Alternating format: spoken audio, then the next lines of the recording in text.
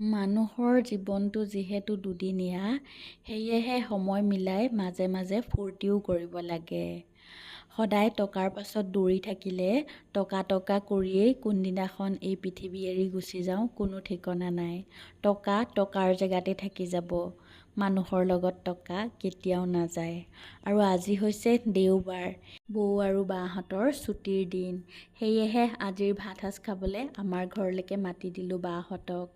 আৰু বাহঁতৰ কাৰণেনো কি কি ৰান্ধিলোঁ সেয়া আপোনালোকক ভিডিঅ'টোৰ একেবাৰে শেষতহে ভালকৈ দেখুৱাই দিম। আৰু এইফালে আমাৰ মহাশয় দেখিছেনে, মই যেতিয়াই ভাত ৰান্ধোঁ ইয়াতে বহি চাই থাকে, কেতিয়ানো হ'ব কেতিয়ানো খাবলৈ পাম বুলি।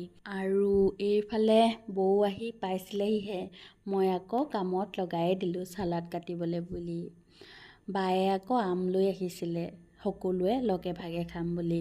টেঙা বোলা বস্তুটো লগত খায়েই বেছি ভাল লাগে।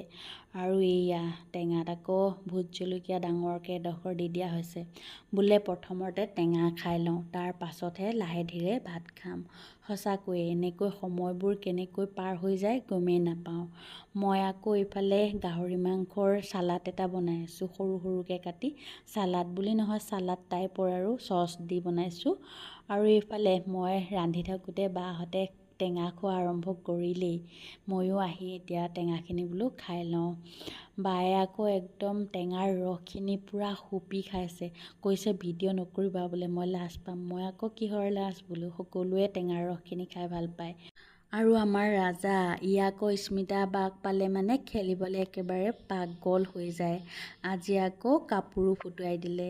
মোৰ কাপোৰটো ফুটুৱাই শেষেই কৰিছে, ইয়াৰ দাঁতকেইটা যিহে চোকা। অলপ দেৰি বহি কথা পতাৰ পাছত এতিয়া খাবলৈ ৰেডি কৰিলোঁ। এইফালে মাছ আৰু সৰিয়হ, আৰু এইখিনি হৈ গ'ল আচাৰ কিবা কিবি বায়ে উলিয়াই লৈছে। আৰু এয়া দাংবডি আৰু গাজৰ ভাজি, আৰু এইফালে কেৰেলা ফ্ৰাই। আৰু এইখিনি হৈ গ'ল মই যে চালাড টাইপৰ মাংসখিনি বনাইছিলোঁ। আৰু এইফালে গাজৰ আৰু বিটৰ চালাড। আৰু এয়া হৈ গ'ল নৰসিংহ আৰু থেকেৰা টেঙাৰ চাটনি। আৰু এতিয়া মেইন বস্তুখিনিলৈ আহিছোঁ। এইখিনি হৈ গ'ল আজিৰ গোটেই খানাটোৰ মেইন বস্তু, মানে তিলৰ লগত গাহৰি মাংস। আপোনালোকে বাৰু তিলৰ লগত গাহৰি মাংস খাইছেনে কেতিয়াবা? যদি খোৱা নাই তেতিয়াহ'লে এবাৰ খাই চাব, বহুতেই ভাল লাগে। আৰু এতিয়া গোটেইখন অকণমান দেখুৱাই দিছোঁ সম্পূৰ্ণকৈ।